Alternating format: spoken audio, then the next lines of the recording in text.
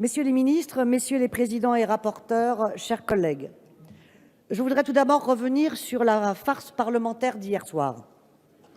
Monsieur le ministre Darmanin, ne supportant pas le résultat d'un scrutin, a décidé de balayer la représentation nationale en imposant une seconde délibération à 3h30 du matin. Et tout cela pour un vote collectif, décidant d'attribuer une obole à l'Agence nationale du sport. Même sort pour notre amendement sur le fonds Barnier. Adopté à l'unanimité en commission des finances, il a été rejeté à 2h du matin dans l'hémicycle. Nous l'avons bien compris, chers collègues, la loi ne se fait plus dans cet hémicycle, certes, mais à défaut, je ne me priverai pas de la commenter. Alors cet été, M. Bruno Le Maire déclarait au micro de France Inter « Un capitalisme qui conduit à l'accroissement des inégalités et à l'épuisement des ressources de la planète ne mène nulle part ». C'est pourtant là que nous mène cette année encore votre projet de loi des finances. Sourd aux mobilisations de nos concitoyens pour plus de justice sociale, pour des services publics de qualité et en faveur du climat, vous vous entêtez dans une logique budgétaire austéritaire et de surcroît toujours injuste et climaticide. Pourtant, l'opportunité des taux bas aurait permis non seulement des investissements massifs pour répondre à l'urgence climatique et relancer une économie utile, mais aussi pour produire à moyen terme une baisse de la dite dette. Alors pourquoi agiter encore ce civon rouge de la dette que vos réductions d'impôts et donc de recettes aggravent d'ailleurs? Pourquoi ne pas avoir opté pour ce chemin de l'emprunt, pourtant conseillé par des économistes libéraux? Est-ce en raison d'une foi aveugle dans un libéralisme radicalisé? Probablement. D'ailleurs, votre mantra n'est même plus seulement la baisse des dépenses publiques, mais celle des recettes publiques, ce qui signe la fin de l'État régulateur et juste, au profit d'un État à la solde des intérêts privés. Car comment comprendre sinon votre relance du pouvoir d'achat via des réductions d'impôts sur les revenus plutôt que par des hausses de salaire, comme le permettrait pourtant la nouvelle inflation des dividendes au premier semestre 2019?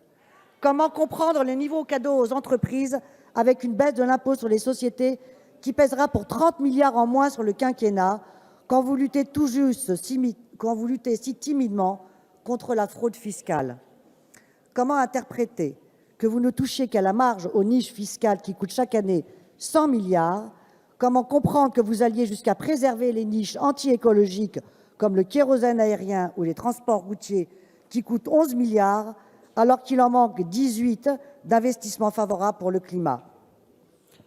Ces coups de sombre dans les recettes de l'État, ce sont bien évidemment les plus modestes, voire les plus pauvres en augmentation de plus 0,6%, qui en supporteront les conséquences. Moins de services publics et de nouvelles baisses de prestations sociales, sans parler des fonctionnaires déjà sous-payés et au bord de la rupture. Et pendant ce temps, les 20% des plus riches se voient offrir la perspective d'une suppression de la taxe d'habitation pour 8 milliards, quand les compensations pour les collectivités territoriales restent plus qu'incertaines sur le moyen et long terme. Injuste socialement et écologiquement irresponsable, ces coupes sont de surcroît un non-sens économique.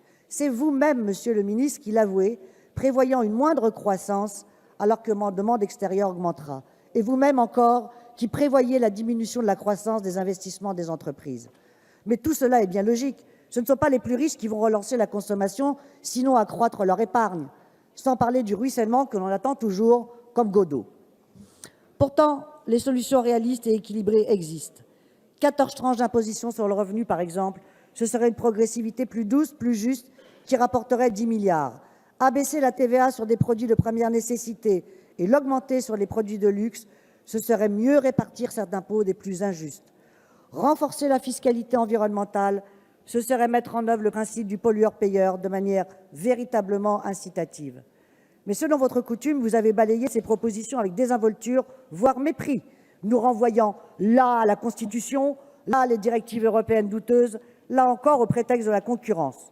Bref, pour toutes ces raisons, le groupe de la France Insoumise ne votera pas ce projet de loi des finances qui mène en effet nulle part. Je vous remercie. Merci, Madame.